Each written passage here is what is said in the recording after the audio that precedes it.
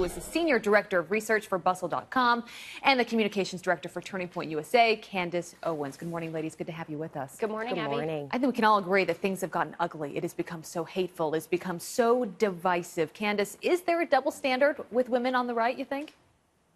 Of course, there's a double standard. I mean, it's incomprehensible and indefensible, and anybody with a modicum of decency will admit that what's going on here is wrong. I can't even fathom a world where Obama's daughters are threatened with pedophilia by somebody in Hollywood in the same week that someone in his administration is kicked out of a restaurant with 7 members of their family just for wanting to eat. We would never hear the end of the claims of racism. This would not be allowed whatsoever, and it should not be allowed just because this is Donald Trump's administration. Jessica, your response?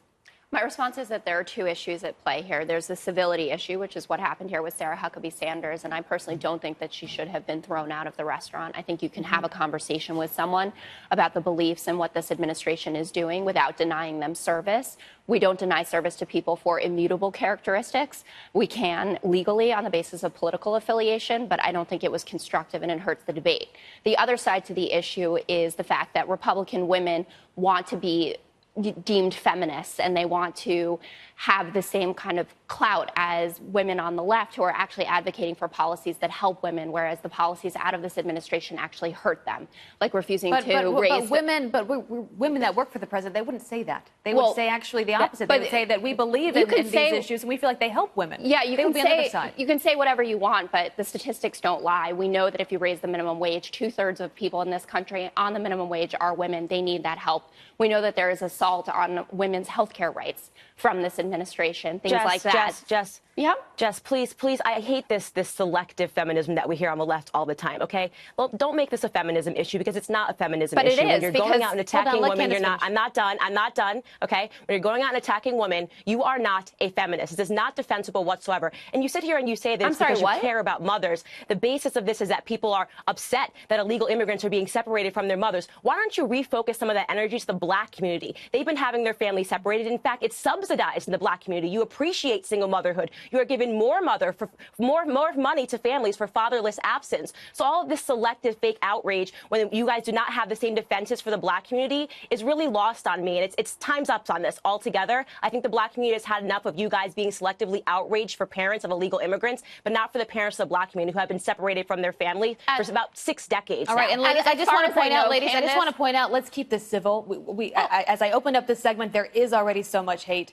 Indecency in this country. So let's just keep this debate a debate and keep it civil. Jessica, your response. I believe I was keeping it civil, and then Candace told me that I wasn't a feminist. I also believe that Candace doesn't speak for the entire. You weren't. I said the left. Okay, ladies, I said the left. I didn't say you, Jessica. So don't make it personal. I said the left. It's selective feminism on the left that we're seeing. I disagree with you, and I'm going to do that politely. I'm going to return to my original argument, which is that we have heard this for years, that Kellyanne Conway, Sarah Huckabee Sanders, and all the women who work for this president and support his agenda aren't getting their due. They're not getting their due from the feminist community because they're advocating for policies that hurt women, that keep them in a bad economic position, that don't allow them to live equally in this society. Can I ask you this, Jessica? Yes. Same for the black women. Same for black women in this society. Do you think that Kirstjen Nielsen should be harassed because of her position and because what is going on with immigration? Do you think because of that she deserves to be treated the way that she does? She was essentially forced out of a Mexican restaurant, protesters in there. You may disagree with her, but do you think the way she's been treated is fair?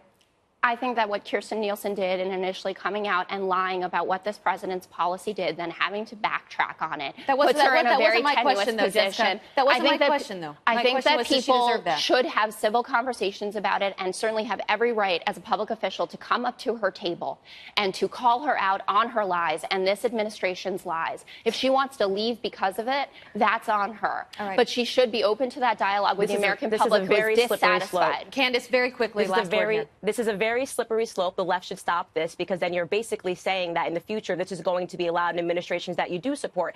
And as I said, the selective outrage for illegal families, when this has been going on in the black community, no one talks about the fathers that are separated, the fathers that are behind bars, the fathers that are buried on the south side of Chicago and in Baltimore. So again, this is completely, to me, seems like fake outrage, and I don't support it whatsoever. Candace, that's why President Obama had his father's program. It was Obama's administration that sanctioned those programs. Candace and Jessica, we will leave the debate right there. Thanks, Abby. Have a good Sunday, both of you. Thank you so much. All right. Oof. So between protesters attacking Press Secretary Sarah Huckabee Sanders and DHS Secretary Kirstjen Nielsen, also First Lady Melania Trump getting slammed over her clothing choices, are women on the right who work for the president treated more unfairly than those on the left? Here to debate is Fox News contributor Jessica Tarloff.